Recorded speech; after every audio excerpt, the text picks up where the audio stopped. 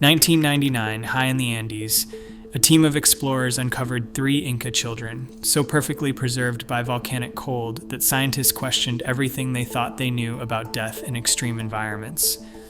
Early theories blamed harsh weather or tragic accidents, but when geneticists extracted ancient DNA from their frozen bodies, it exposed a truth so dark it shook the foundations of Inca history.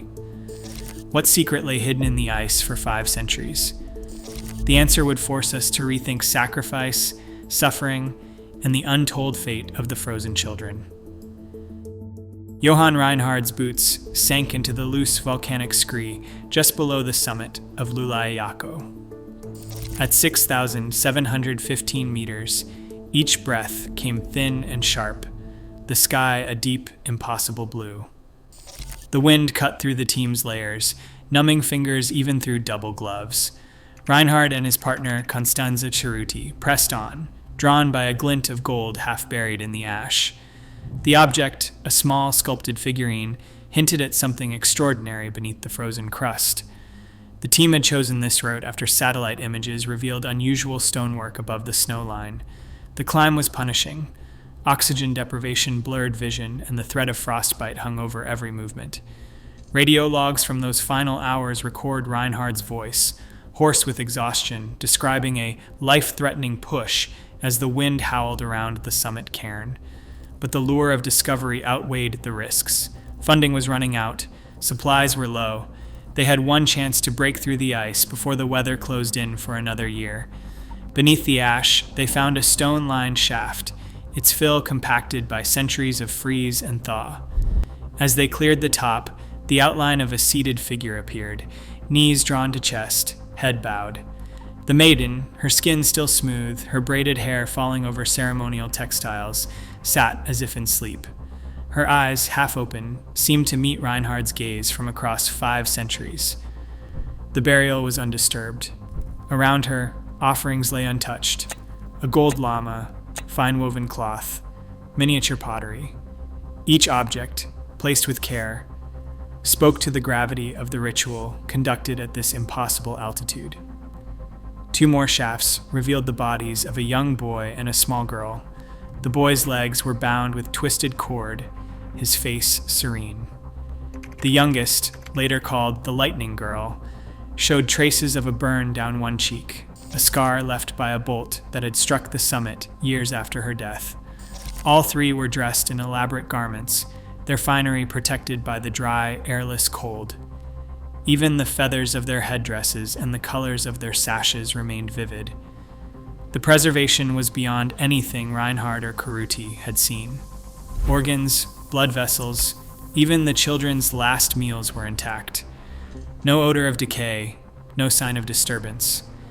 It was as if the mountain itself had sealed away a moment in time. The team worked in silence, documenting every detail. Each child's pose, the placement of offerings, the careful layering of ash and stone, all pointed to a ritual with meaning far deeper than a simple burial. The find demanded new questions. Who were these children? Why had they been brought to the world's highest grave? And what had truly happened to them in the thin, frozen air at the roof of the Andes? At 6,715 meters above sea level, the summit of Llullaillaco enters what mountaineers call the death zone. Temperatures drop to minus 30 degrees Celsius. Air pressure is so low that oxygen hovers at just half the level found at sea level, starving both lungs and the smallest forms of life. In this world of extremes, the children's bodies had not simply survived, they had defied the laws of decay. The maiden's skin retained its softness, her cheeks still round with the fullness of youth.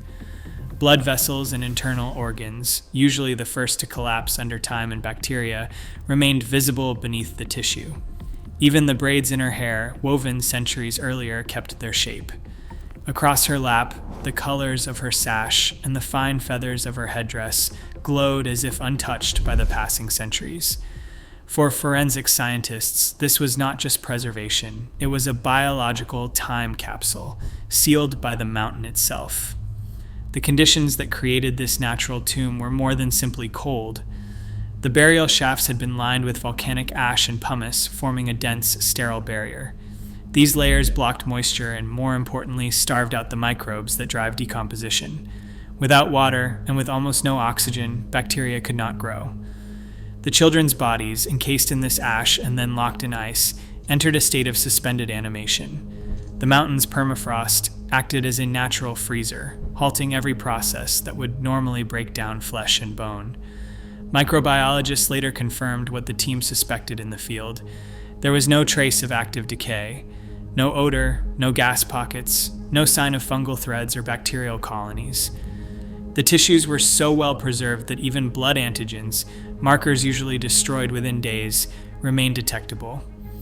In similar cases at lower altitudes, such as the El Plomo and Aconcagua mummies, partial decomposition had already set in despite centuries less exposure. But here, the combination of aridity, freezing cold, and the chemical properties of the ash had created a perfect storm for preservation. Early on, some researchers floated the idea that these children might have died during a pilgrimage, lost and overwhelmed by the elements. The peaceful expressions and lack of visible trauma seemed to support this, yet the sheer perfection of their preservation complicated those theories. No accidental death, no ordinary exposure to the cold, could explain why their organs, skin, and even their last meals had survived for 5 centuries. The evidence pointed to something more deliberate, a burial designed not just to honor, but to preserve. The mystery deepened, demanding a new kind of investigation, one that would soon reach beyond the visible and into the very code of their DNA. A refrigerated van pulled up to the Catholic University of Salta in 2002, carrying the maiden and her companions under police escort. Security was tight, but the real challenge was scientific: how to look inside bodies preserved for 5 centuries without causing the slightest damage. Dr. Richard Shepard, a forensic pathologist known for his work on cold cases, led the team into the radiology suite. They had one tool, the hospital's new 64-slice CT scanner, capable of imaging every layer of tissue in microscopic detail. Technicians slid the maiden's body onto the scanner bed, her knees still tucked under her chin. The machine hummed, slicing through skin, muscle, and bone with invisible rays. On the monitors, her organs appeared as clear as if she had died yesterday. The lungs, though partially collapsed from centuries of dehydration, showed no signs of trauma or fluid buildup that would suggest drowning or suffocation. No broken bones, no skull fractures, no evidence of blunt force. The heart and liver were intact, shriveled only by the long freeze. Shepard scrutinized every cross-section, searching for the marks of violence, crushed ribs, hemorrhages, torn tissue. He found none. The same held true for the boy and the lightning girl. Their bones were unbroken, their teeth undamaged, their faces unmarked by struggle. Even the cords binding the boy's legs had left only shallow impressions in the skin. The scans ruled out accidental falls or fatal injuries on the mountain. For all the horror woven into the myth of human sacrifice, the bodies themselves told a story of stillness. The children had not been beaten, stabbed, or thrown from cliffs. The absence of trauma forced the team to look deeper, beyond bone, into the chemistry of the tissues and, ultimately, the secrets written in their DNA. Dr. Andrew Wilson approached the maiden's hair with a forensic eye. In his lab, each strand became a record of the months leading up to her death, a chemical diary preserved by the cold. Human hair grows at a steady rate, about a centimeter a month. By slicing the maiden's braids into millimeter segments, Wilson could reconstruct her final year almost week by week. Stable isotope analysis revealed a striking pattern. For most of her childhood, the maiden ate a simple diet of potatoes and wild plants, typical of peasant families in the high Andes. But about 12 months before her death, the chemical signals in her hair changed. Elevated levels of carbon-13 and nitrogen-15 pointed to a sudden increase in maize and animal protein, foods reserved for the elite. The shift was unmistakable.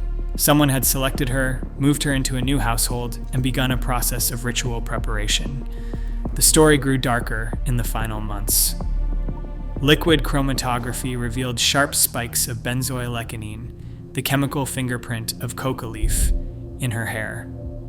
Ethyl glucuronide, a byproduct of alcohol, also appeared in high concentrations. Both substances surged in the weeks before the maiden's death, peaking just days before she was taken up the mountain. The same pattern showed in the boy and the lightning girl. All three children had been given increasing doses of coca and chicha, a fermented corn drink likely to sedate them and dull fear as the final ritual approached. Wilson's timeline matched the archaeological evidence: feasting, travel, and then intoxication. The children's last meals, found undigested in their stomachs, included maize cakes and llama meat.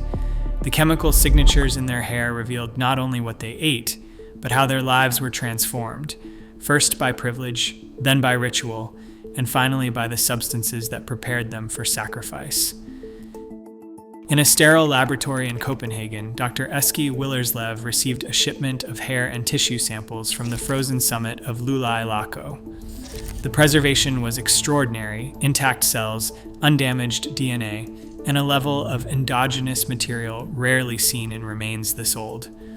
Willerslev's team prepared the samples using a silica bead protocol, a method refined for ancient DNA's fragility. Every step took place under positive pressure airflow, with triple-sealed gloves and UV sterilized tools to prevent the faintest trace of contamination. The first results arrived in 2014. From less than a gram of hair, the team recovered DNA with 32% endogenous content, far higher than the norm for ancient remains, where yields often fall below 5%. This allowed for full mitochondrial genome sequencing and partial nuclear genome coverage. The sequences matched haplogroup D1, a genetic signature common among highland Andean populations, confirming the children's origins in remote rural communities. Each child proved unrelated to the others, supporting historical accounts that the ENCA selected sacrificial victims from across their empire, favoring physical perfection and diversity over kinship. Screening for pathogens, the lab found none. No trace of tuberculosis, smallpox, or other infectious killers that might have swept through the Andes centuries ago. The children's genomes showed no markers of inherited disease or malnutrition. Their DNA, free of the mutations linked to chronic illness or immune deficiency, painted a picture of robust health at the time of death. This data, cross-checked in duplicate labs, eliminated the possibility that epidemic or accident had claimed their lives. For Willerslev, these results were definitive. The children had not died by chance nor by disease. They were chosen, prepared, and brought to the mountain in full health. The final truth lay not in natural misfortune, but in the deliberate actions of the living, a verdict written in their genes and in the silence of their perfect preservation. Kiruti stood over the laboratory table as the final reports arrived, each line of data stripping away centuries of speculation. The evidence left no doubt. The children of Llullaillaco had not died by accident or disease, nor by the indifferent hand of nature. Every layer of analysis, chemical, genetic, archaeological, converged on a single conclusion. They were sacrificed in a ritual known as capacocha, the most sacred and somber rite of the Inca world. The gold figurines found beside the bodies, shaped with delicate precision, matched descriptions from early Spanish accounts of offerings to the mountain gods. Hair analysis revealed the calculated transformation of each child's life, months of privilege, feasting, and then sedation with coca and chicha. Their bodies, perfectly preserved, bore no wounds of violence, but the science revealed a subtler, colder end. Controlled hypoxia, brought on by the thin air and the effects of intoxicants, had stilled their hearts while they sat alone at the roof of the Andes. In 2021, a panel of leading bioarchaeologists and forensic experts published a consensus statement. The Llullaillaco children were victims of a state-sanctioned sacrifice, chosen for their beauty and health, prepared with care and dispatched in the name of empire and faith. As Cerruti later wrote, "The science does not erase the horror, but it clarifies the truth." The investigation was complete. What remained was to reckon with the meaning of these findings and the questions they raised about the value of life and the power of belief. In 2006, the maiden and her companions were placed on display at the Museum of High Mountain Archaeology in Salta. Visitors filed past the climate-controlled capsule, faces pressed to glass, drawn by the children's lifelike presence. For many, the experience was unsettling. Some left in tears, others in silence. The museum's curators defended the decision, citing the educational value and the rare opportunity to witness history preserved in flesh and textile. School groups arrived with textbooks newly revised to include the findings from Llullaillaco, where ancient DNA and forensic science had rewritten the story of the Inca Empire. Not everyone agreed. In 2010, indigenous representatives from the Quechua and Aymara communities submitted a formal petition demanding the return of the children's remains. They argued that public display was a violation, a second loss, compounding the violence of the original sacrifice. The petition cited international precedents and local tradition, calling for the children to be reburied in accordance with ancestral rites. Behind closed doors, museum staff debated the future of the collection. Some curators favored compromise, proposing replicas for display and restricted access for researchers. Others insisted that the remains had become part of universal heritage, a resource for science and education beyond national or cultural boundaries. The debate reached the national press, fueling questions about who owns the past and how far science should go in pursuit of knowledge. Museum policy shifted toward non-destructive research, limiting invasive procedures and prioritizing digital imaging. Yet the children's presence in Salta remains a source of tension, a mirror reflecting the unresolved responsibilities of those who study the dead. The story of the frozen children is not just about what happened 5 centuries ago, but about how the living choose to remember, interpret, and care for the evidence of lives cut short. Today, ancient DNA analysis isn't just rewriting history, it's forcing us to confront the realities behind sacred traditions and the cost of power. Every scanned genome exposes choices made centuries ago, echoing in how we judge, honor, or study the dead today.